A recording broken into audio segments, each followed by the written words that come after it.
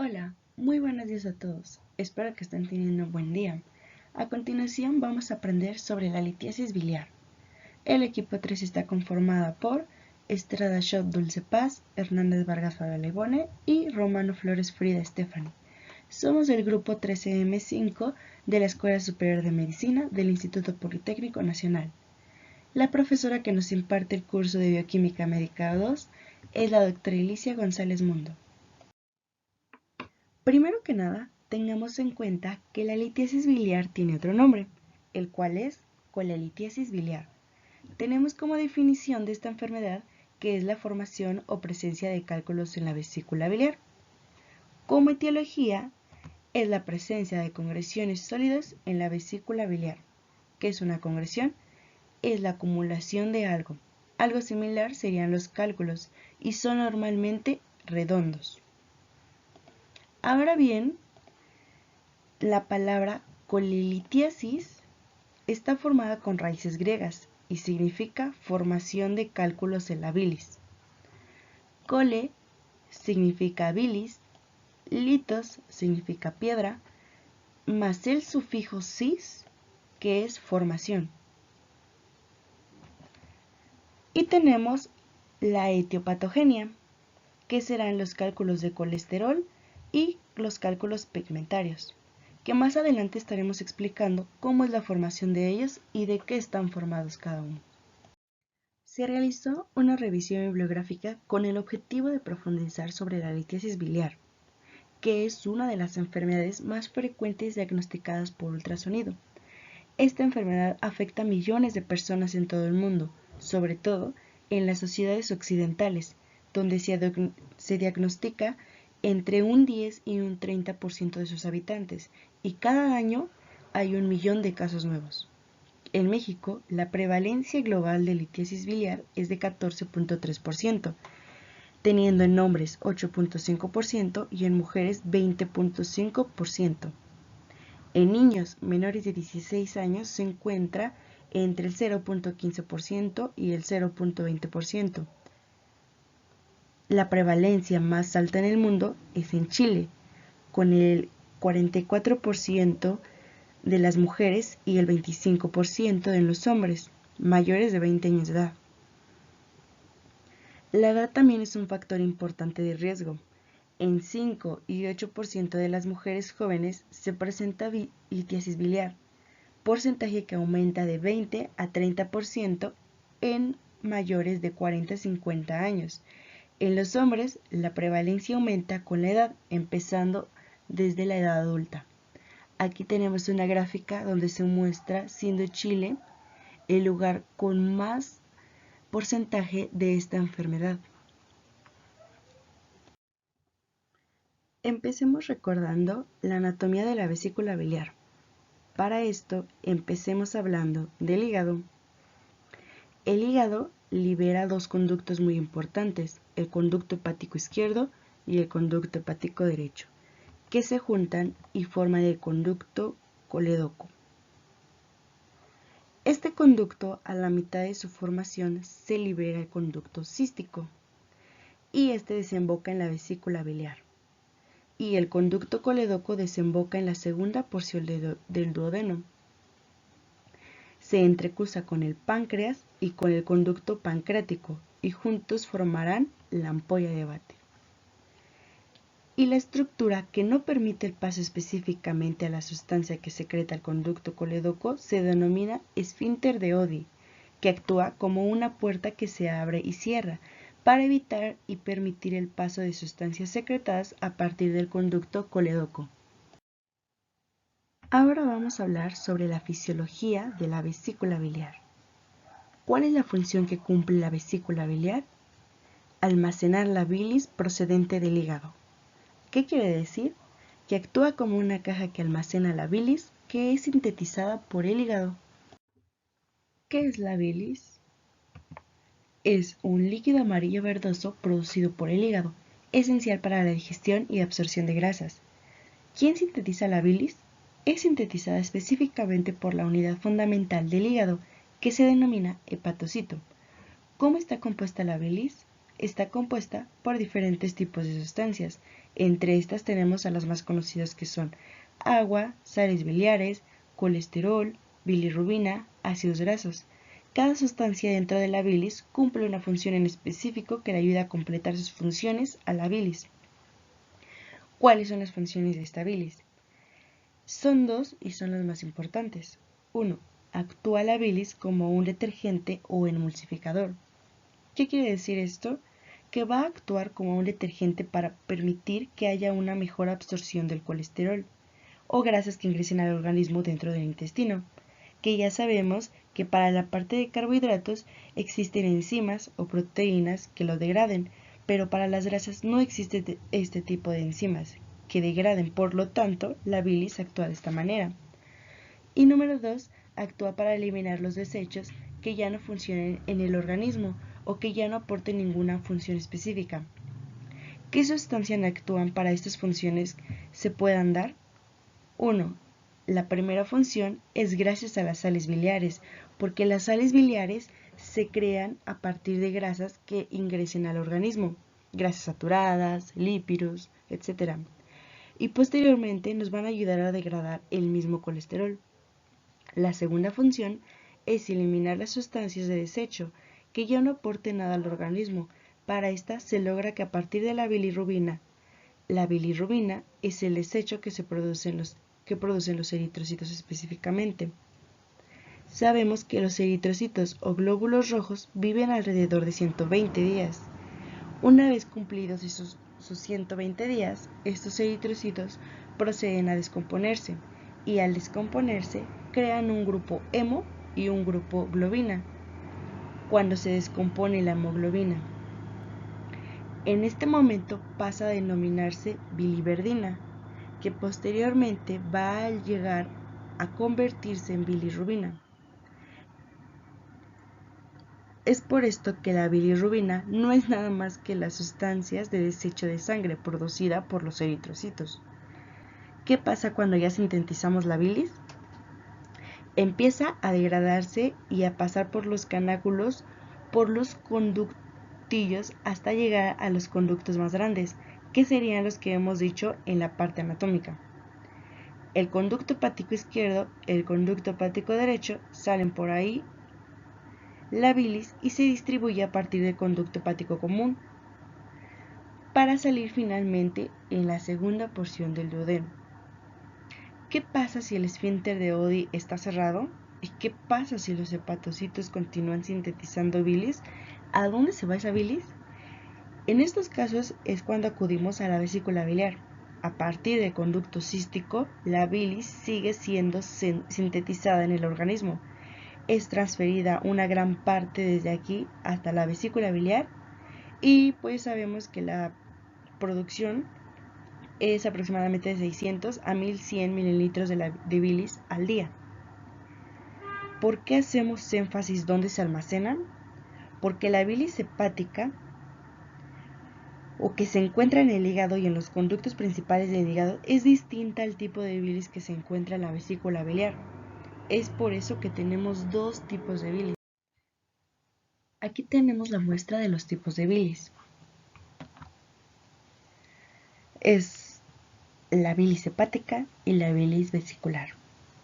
¿Por qué son distintas? Vamos a observarlo en la siguiente tabla.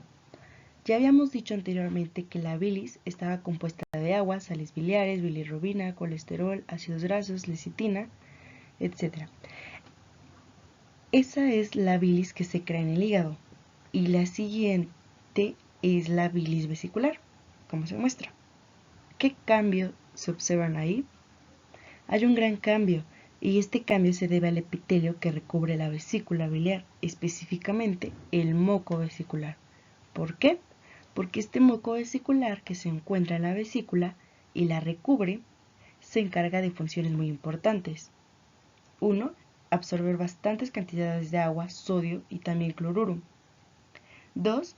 El moco vesicular va a aumentar los niveles de colesterol, bilirrubina, lecitina, sales biliares dentro de la vesícula biliar. Lo podemos observar, por ejemplo, en la bilis hepática. El agua tiene un 95 5% gramos sobre decilitros y en la bilis vesicular ha disminuido a 3 gramos sobre decilitro. Podemos ver lo mismo en las sales biliares que han aumentado incluso 5 gramos sobre decilitros y la bilirrubina que ha pasado a aumentar de 0.04 gramos sobre decilitros a 0.3 gramos sobre decilitro. Entonces, esta es la diferencia que existe entre los tipos de la bilis vesicular y la bilis hepática. Se podría decir en palabras simples que la vesícula biliar se encarga de convertir la bilis hepática en bilis vesicular, pero mucho más espesa. Esto es muy importante entenderlo, ya que en la fisiopatología de la colelitiasis esto afecta mucho y más adelante vamos a ver cómo afecta. Una vez que ya entendemos que ya tenemos la bilis almacenada en los conductos hepáticos, izquierdo y derecho, el conducto coledoco, el conducto cístico y en la vesícula biliar, esta bilis tiene que ser secretada de alguna manera. Vamos a ver en qué momento se activa o se abre el esfínter de Oddi para permitir el paso de la bilis hacia la segunda porción del duodeno. Para esto, si consumimos vitaminas, frutas, verduras, cereales, estos van a pasar con normalidad por el intestino, porque estas ya son digeridas degradadas anteriormente. En el estómago, por acción del ácido clorhídrico, que se va a encargar de degradarlos para su posterior absorción. ¿Qué es lo que pasa con las grasas que ingerimos? Cuando estas grasas pasan por el estómago, no hay una sustancia como el ácido clorhídrico que pueda degradar este tipo de sustancias saturadas. Tampoco hay un tipo de enzima que se encargue de esto. Por eso es que pasan y llegan al estómago y siguen estando en su estado normal hasta que llegan a una región del duodeno y es ahí cuando las grasas llegan al intestino y en ese momento se activa la hormona que se denomina colecitocinina. Esta hormona va a ser de mucha importancia porque va a tener dos funciones importantes. Uno, actuar para que haya contracción en la vesícula biliar, es decir, al momento de que comiencen a pasar las grasas a la segunda porción del duodeno, la vesícula biliar automáticamente va a comenzar a contraerse para liberar la bilis que se encuentra almacenada dentro de ella. Y dos, actuar como un relajante del esfínter de Oddi, por ende permite el paso de la bilis hacia la región del duodeno, específicamente donde se encuentra almacenada todas las grasas, y la vesícula continúa contrayéndose hasta liberar toda la bilis que está almacenada, para emulsificar las grasas y su absorción sea posible. En este momento, las grasas desaparecen, ya que su absorción ha sido posible gracias a la bilis, y por ende las bilis también desaparecen. Algo muy importante que pasa en la hormona colecistocinina solamente se activa cuando pasa por los intestinos grasas. Por ejemplo, grandes cantidades de colesterol. En este momento se activa. Posteriormente, cuando ya no hay un estímulo de grasa que se están ingresando al organismo, el esfínter de Oddi puede cerrarse. Así es como funciona la vesícula biliar hasta la ingesta de alimentos grasos. Tenemos la fisiopatología de la colelitiasis. ¿Qué son los cálculos biliares? Son una especie de piedras que se encuentran dentro de la vesícula biliar y estos cálculos pueden estar compuestos de colesterol, bilirrubinas, etc. ¿Por qué se forman los cálculos dentro de la vesícula biliar? Los cálculos de la vesícula biliar se deben a diferentes causas. Uno puede ser la hipomotilidad de la vesícula biliar, ya que la vesícula biliar no es capaz de contraerse y se encuentra disminuida la capacidad de su movimiento. Va a provocar que la bilis se quede almacenada en la vesícula biliar y como hemos dicho que lo que hacía el epitelio de la vesícula biliar era volver más espesa la bilis a través del moco de la vesícula, que absorbía cantidades de agua importantes y aumentaba cantidades de colesterol en la bilis. Se va a volver tan espeso hasta convertirse en una especie de piedra. 2. Aumento de secreción de moco vesicular. Va a absorber bastante agua y aumentar bastantes cantidades de colesterol de una manera inadecuada.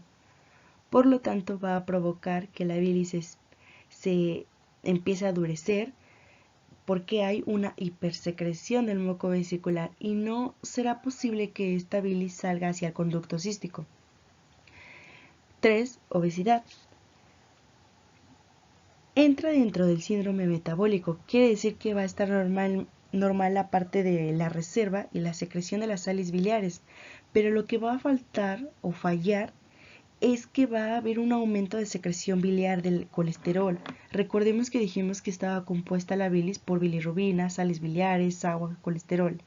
El hecho de que el colesterol se encuentre incrementado va a provocar que haya un endurecimiento de la vesícula biliar. Se va a crear un cálculo en la vesícula. Y 4. El embarazo.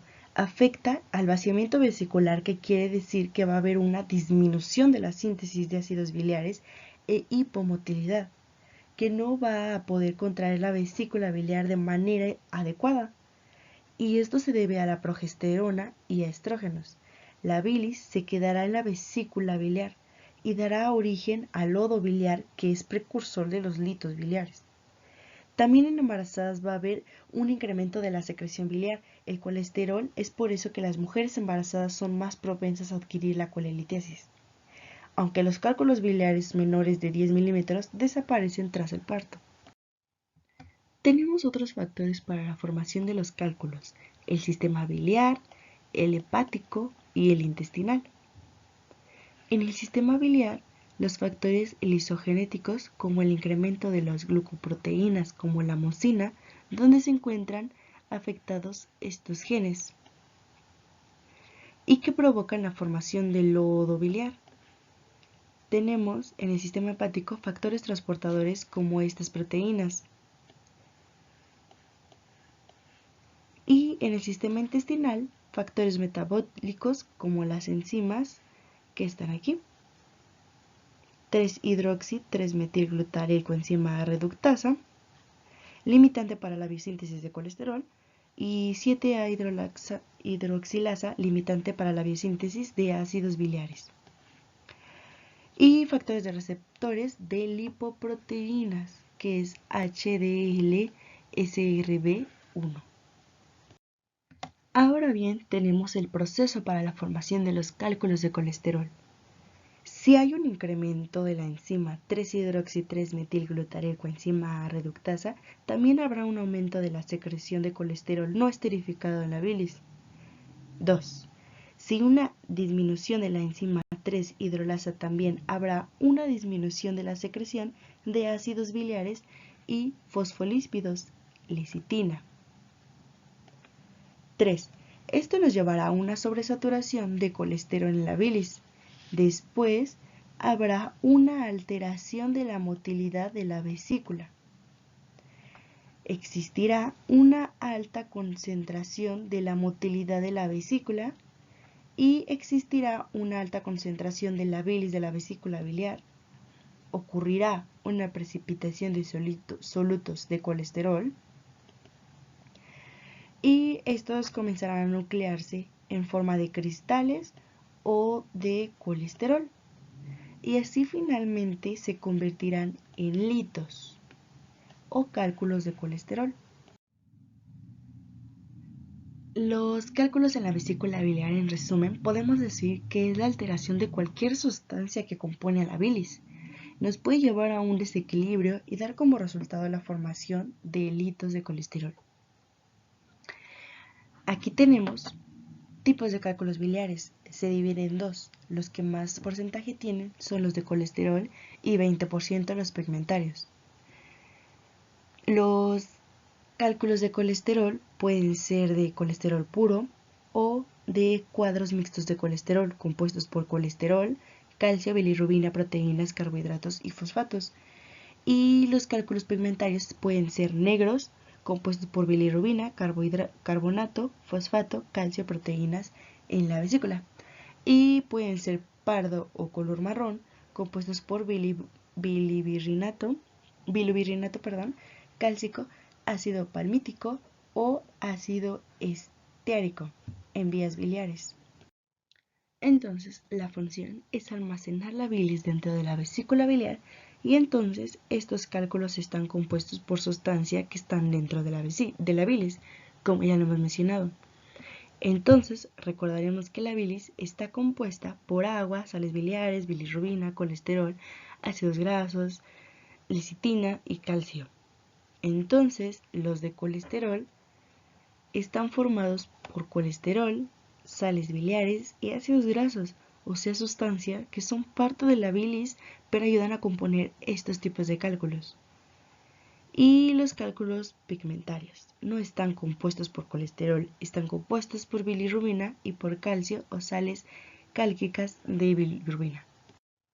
Ahora hablaremos de la morfología y la patología de los cálculos biliares.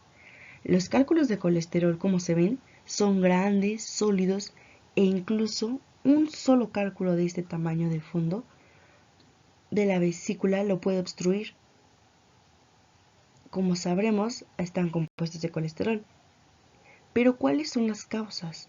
¿Por qué se presentan en la vesícula biliar estos cálculos de colesterol? Entonces, puede ser por el aumento de la ingesta de colesterol por parte del paciente.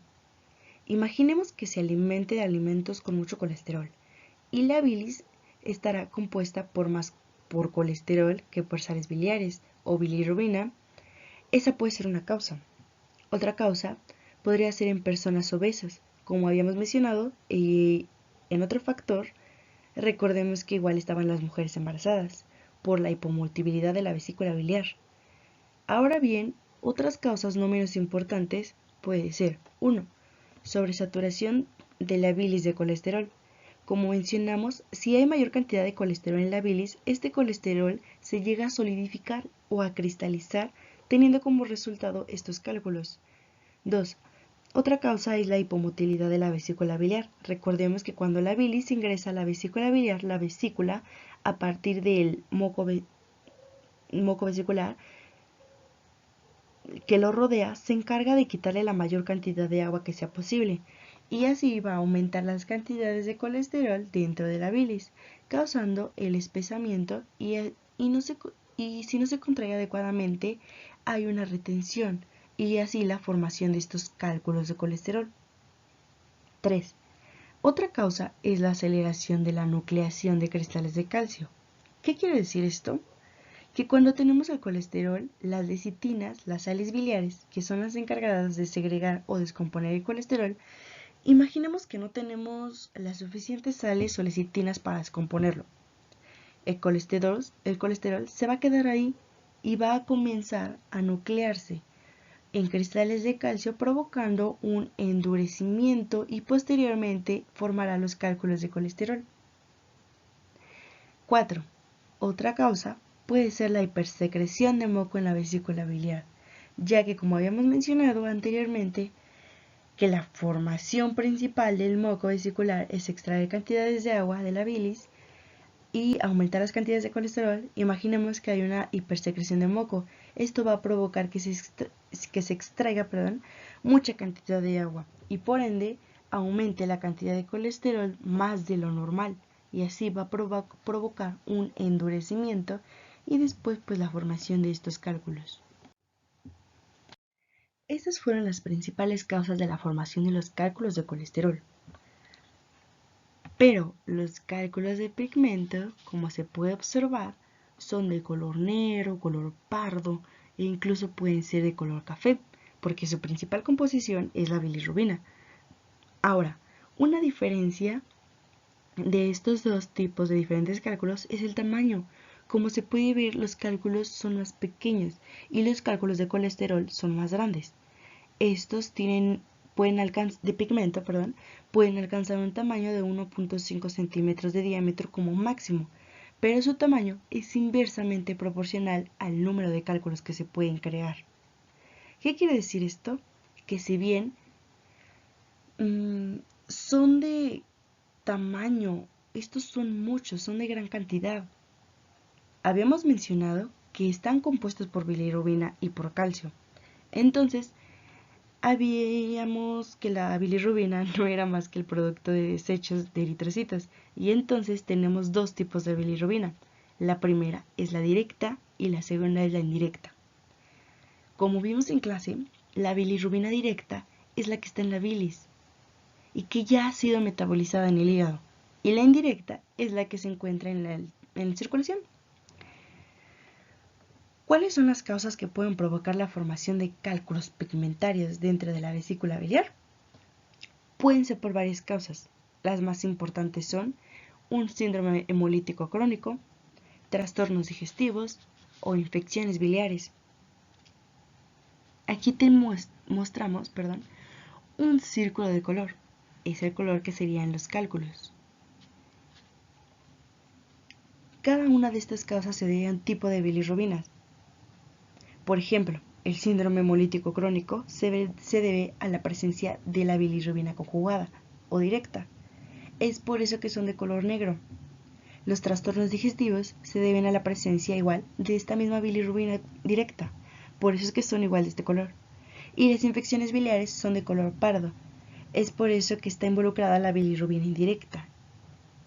Un ejemplo de trastornos digestivos sería la anemia hemolítica, es decir, las células de defensa de nuestro organismo están siendo atacadas por sus propias células, es decir, a sus propios eritrocitos.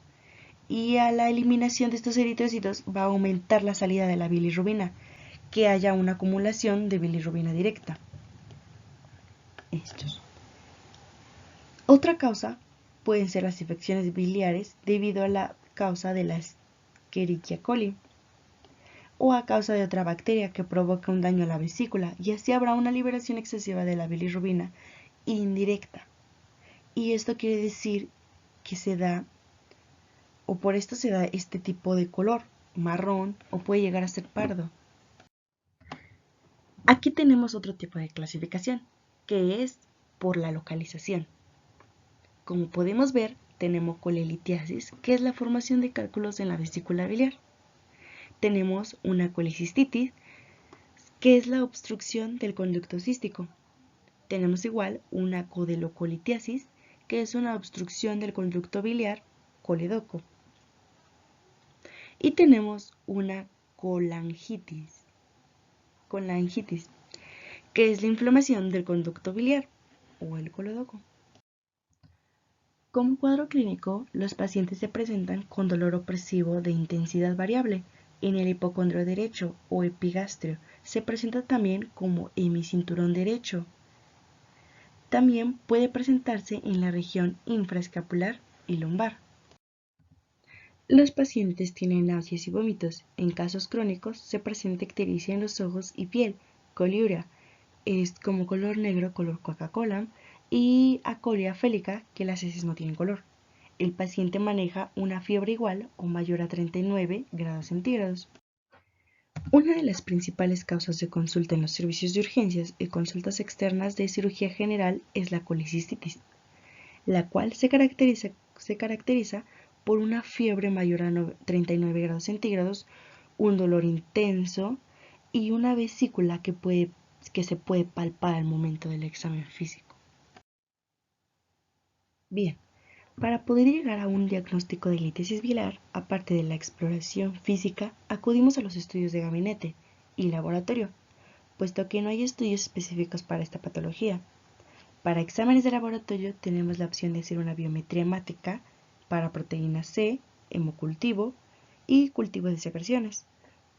Dentro del gabinete de las más útiles son la ecografía, la gamma fría biliar, nos ayuda a ver si hay una exclusión vesicular, y una TAC y una RMN, que es una resonancia magnética nuclear. En estas dos últimas podemos observar un alargamiento en la vesícula que nos ayuda para detectar los litos. Los porcentajes quieren decir la sensibilidad de cada uno. Diagnóstico. Se recomienda de primera instancia la ecografía, ya que es el estudio menos invasivo y más útil para la colecistitis y colelitiasis, que nos mostrará el engrosamiento de la vesícula mayor a 5 milímetros. Líquido perivescular. Podemos observar en esta imagen la presencia de litos y la vesícula inflamada.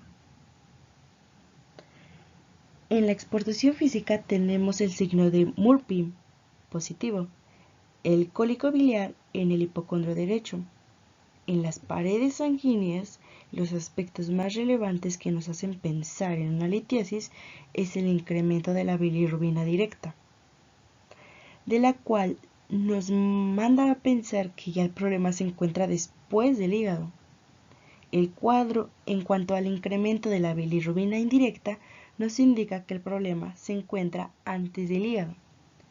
Y el incremento de la proteína C reactiva nos va a indicar que hay una inflamación y es producida por el hígado que se envía al torrente sanguíneo en respuesta a una inflamación.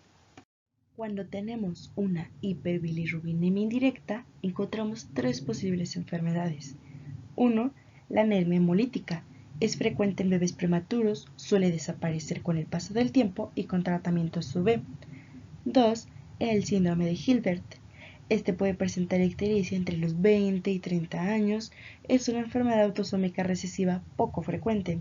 La causa de este es la baja actividad de la enzima glucocoroniltransferasa. Es benigna y no hay tratamiento para ella. Y 3. Podemos observar la siguiente tabla, el síndrome de Crigler-Najjar, que se divide en dos tipos, 1 y 2. La más frecuente es la 1, ya que hay una ausencia total de la enzima glucocoroniltransferasa, la cual incrementa la bilirrubina no conjugada o la indirecta, provocando una ictericia grave y pues nos puede llevar a un causo cerebral incluso. La colecistitis aguda complicada se diagnostica según los tres criterios que se manejan en la guía rápida clínica. El grado 1, leve, muestra a un paciente saludable y no presenta enfermedades crónico-degenerativas, ya que nos lleven a un diagnóstico diferencial. Tiene cambios inflamatorios moderados y no presenta disminución en ningún otro órgano. El grado 2, moderado, la duración del cuadro clínico es de más de 3 días y podemos palpar una masa en el cuadrante superior derecho del abdomen. Grado 3, grave, encontramos en los resultados del laboratorio que falta uno o más órganos de los siguientes, mencionados aquí mismo. También podemos diagnosticar litiasis biliar asintomática. Antes se creía que era peor que la asintomática, pero ahora se sabe que debido a los litos son mudos y el riesgo es menor, debido a que se puede tratar con medicamentos. Tenemos aquí el tratamiento. El tratamiento preventivo es siempre una alimentación equilibrada, sana, en la que no haya excesos de grasa. En el grado 1 se trata con antiinflamatorios y con un antibiótico por vía oral, para después realizarse una colecistectomía o por laparoscópica temprana, la cual es más recomendada debido a que el tiempo de recuperación es aproximadamente entre 14 a 21 días. Aquí tenemos imágenes de colecistectomías por laparoscópicas. Colecistectomía es la intervención que se realiza para extraer la vesícula biliar, que puede estar inflamada o bloqueada por cálculos biliares, y se puede realizar una cirugía abierta o laparoscópica. En el grado 2, si la inflamación local es demasiado severa, se procede a recetar antiinflamatorios y 2 antibióticos intravenosos. Realizar después un drenaje percutáneo de la vesícula para finalmente realizar la colecistectomía por laparoscópica. El tiempo de recuperación de este es de 14 a 21 días, como ya mencionamos. No es complicado y de no presentar inflamación severa se realiza el tratamiento del grado 1. Grado 3. Hacer un control inmediato para la falla orgánica, más de un manejo de la inflamación local, utilizar doble antibiótico intravenoso y para finalmente llevar una colecistectomía abierta temprana. Si ya hay control de otro órgano dañado, de no haberlo, se procede a la TARDI. El tiempo máximo de recuperación tomado en cuenta, alguna complicación sería de unos 45 días. La colangitis también se clasifica por los mismos criterios y la colecistitis se le da el mismo tratamiento. Finalmente, teniendo ya conocimientos de la litiasis biliar, tenemos la sección de preguntas. Tratemos de resolverlas individualmente con ya toda la información dada. Muchas gracias por su atención.